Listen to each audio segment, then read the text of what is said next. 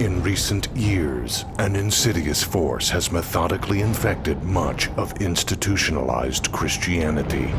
An ancient occultism, once recognized as perilous by the fathers of the faith, has slowly redressed the worship of demons as characteristics of faithful theology. Many modern churchgoers seem blind to the unseen dangers and unwittingly are embracing dangerous, arcane paganism that can, at any moment, unleash dark influence into their lives and homes. But now, former New Agers Josh Peck and Stephen Bancarz will guide you through the underworld of contemporary New Ageism to expose the lies being told and sold to millions around the world. Finally, you will learn the secrets of the deceivers and ensure your own spiritual safety and that of your family and friends. Get ready. What is happening in your church and what is coming next is exposed in the second coming of the New Age by Josh Peck and Stephen Bancarz.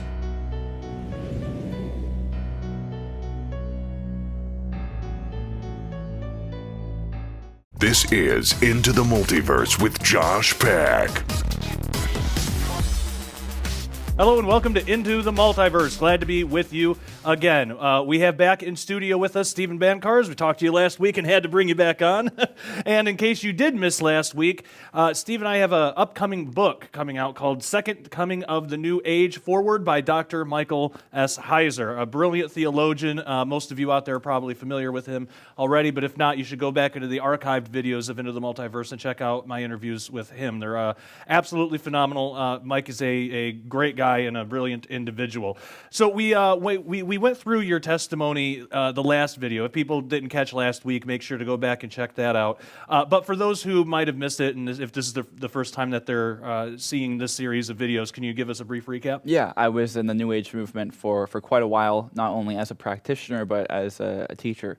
I had my own website. It was one of the largest New Age websites in the world. And I was a guest author on the largest New Age website in the world.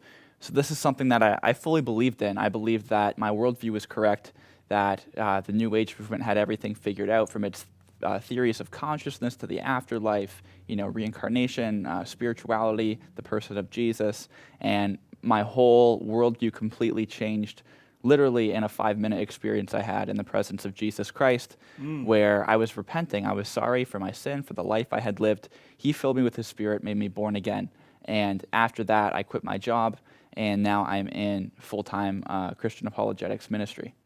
Wow, yeah, phenomenal stuff. And so one of the things that we talked about in here is the abuse of quantum physics in the New Age. And people who have watched this show have already seen several examples of that throughout the couple of years the show has been on, because New Age absolutely does steal from and then twist and abuse quantum physics, basically, the actual science of quantum physics. But what New Age is doing is not science.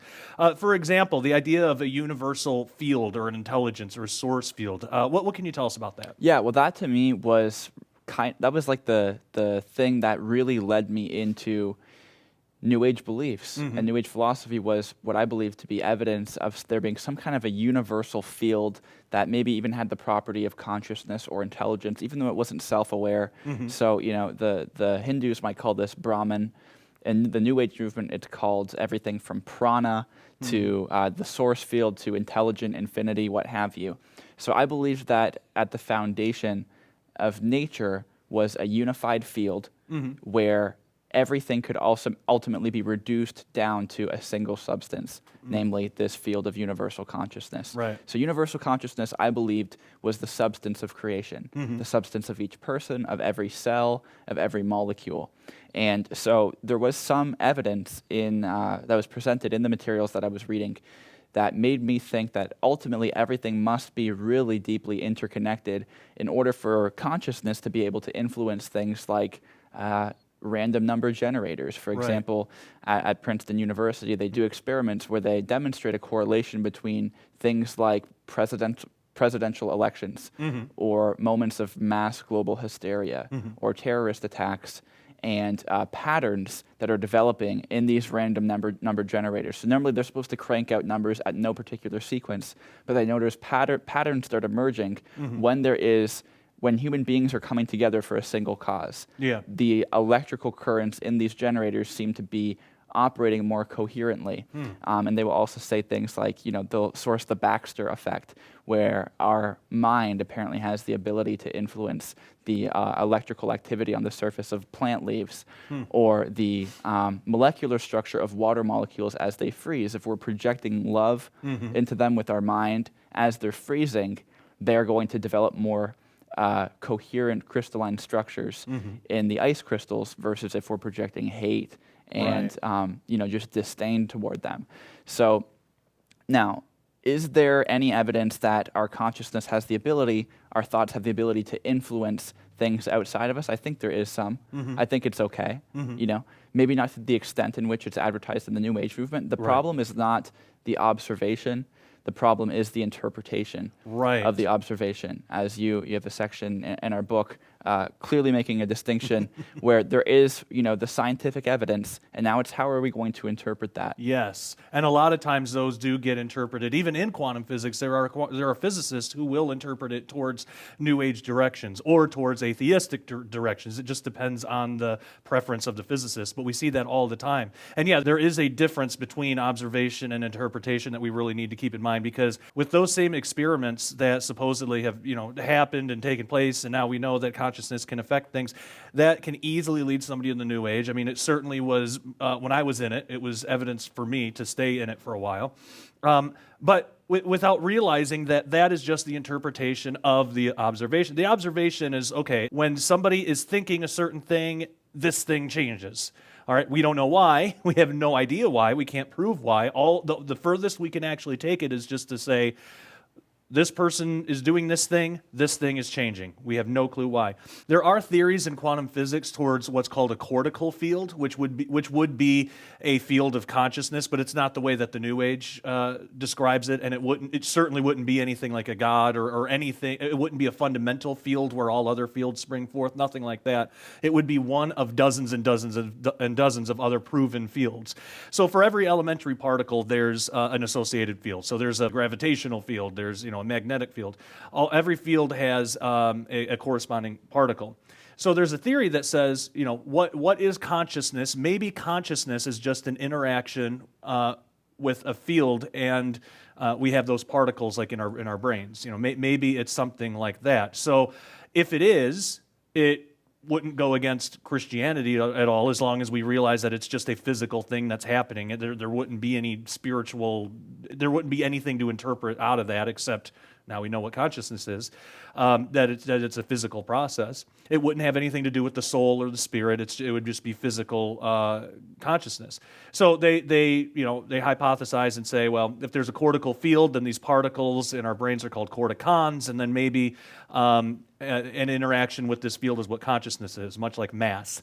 So, mass, we tend to think mass is like substance, and that's not exactly right. Mass is more of an interaction. It's sort of like the force between two magnets. You can feel that. That's what mass is. So when your particles pass through what's called the Higgs field, right. That interaction with the particle in the field determines how much mass it has. So that's how a photon can be massless, have no mass yet still exist and be a thing. It just doesn't interact with that field. That's all it is.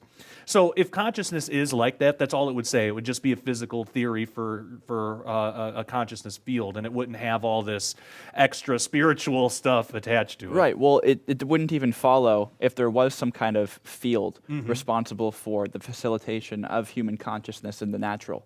It would not follow that this is the most fundamental field that houses every particle and every other field and every force in nature. What they'll want to say is that the field of consciousness is the fountainhead of every other fundamental force and particle in the universe. That doesn't follow. That is a Right. massive scientific leap Yeah. that does not follow from any of the evidence we have. There's zero evidence for it. No physicist takes anything like that seriously because there's no way to get that from any experimental data that's available today. Right, exactly. And even more so, it's even a greater error to say that if there was some kind of field, one of many fields that facilitated consciousness, that therefore this field is God. Yeah, that doesn't make any sense. How does that It's follow? a gravitational field of God too. Like, Right. how would that work? Right. So there's 50 different. Who knows how many fields there are discovered and undiscovered. One of them is there to facilitate consciousness. Therefore, this field is God. Yeah, it doesn't make any sense. What if God just decided to build the universe and structure the universe in such a way where there was a field element Yeah. to human consciousness? Yeah. It literally has zero theological implications That's on right. anything. That's right. But what the New Age movement want to do is cite things like the double slit experiment, Yeah. for example, where there is some kind of correlation between human observation and the collapse of the wave function Yeah. of a particle. Yep. And they will want to say, okay, that means that everything in the universe is made up of the substance of consciousness. That does not follow. No, it doesn't. If you want to know, there's for every one person with credentials who might think this. So I'm thinking of like Amit Goswami, Sure. a retired theoretical physicist at the University of Oregon. For someone who thinks this, you have to understand you could fill up a room with 10,000 scientists who are like, that does not follow from the data. Yeah. You're reading your Eastern mysticism. He has an Eastern background Yeah. in Hinduism. You're reading that into these quantum phenomenon that if you were able to simply detach your bias and your presuppositions from the data, which you're supposed to do as a scientist, That's right. you would not be coming to these conclusions. Yep. And so there's a very small handful, I'm thinking of maybe another one, John Hagelin, Yeah. who I don't even believe he has ever held a teaching position anywhere, but he has a PhD in theoretical physics, and he's also pushing this idea, this theory of there being a unified field of consciousness. So, but not only is it completely erroneous and unjustified to come to that conclusion that just because there's one field that facilitates it, that therefore it's the only field that facilitates every other field, and that field is God. Yeah. Another thing they won't tell you is that most scientific evidence demonstrates that the universe began to exist. Yeah. So if it began to exist, that means that whatever brought all of these fields into being, roughly 13.4 billion years ago, as mainstream cosmology would say, whatever brought all of the fundamental forces and properties of nature into existence must have transcended nature Right. and been operating outside of space-time reality and all of the forces within it. Yeah. How could a field create itself? How could a field create itself, and how could a field be God if God necessarily must have transcended those fields That's right. in the universe itself in order to have built that into the universe in the first Yeah. place? So it sounds like that interpretation, the New Age interpretation of the universe is this cosmically conscious field, whatever.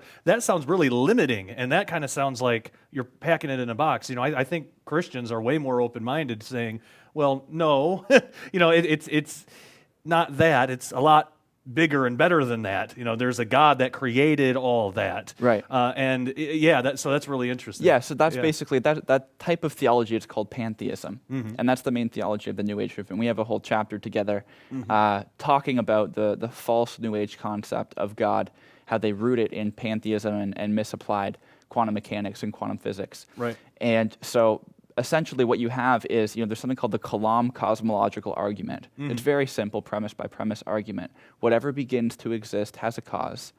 If the universe began to exist, it must have a transcendent cause outside of the universe.